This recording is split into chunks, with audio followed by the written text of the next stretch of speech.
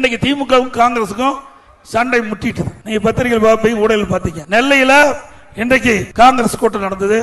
அந்த காங்கிரஸ் கூட்டத்தில் அங்க இருக்கிற நம்முடைய தமிழ்நாட்டுடைய மேலிட பொறுப்பாளர் கிறிஸ் சோடங்கர் அவர் பேசுறாரு. அடுத்த ஆண்டு நடைபெற்ற சட்டமன்ற பொதுத் தேர்தலில் பாதிக்கு பாதி சீட்டு எங்களுக்கு வேணுங்கிறார். மொத்தம் 214 சீட் இருக்குது. அதுல காங்கிரசுக்கு 117 இடம் வேணும்னு அவர் பேசுறார். அதோட ஆட்சியில பங்கு வேணும்ட்டார். ஆட்சியில பங்கு வேணும்ட்டார்.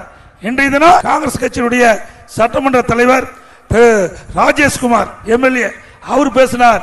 தவறு இல்ல, அடுத்த ஆண்டு நடைபெற்ற சட்டமன்ற பொதுத் தேர்தலில் திமுக வெற்றி பெறாது.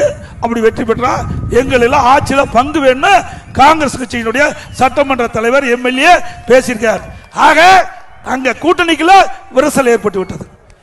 ஆக ஆட்சியில பங்கு வேண்டும் என்று கோஷம் எழுப்பப்பட்டு விட்டது. திமுக கூடாரம் காலியாக போகுது.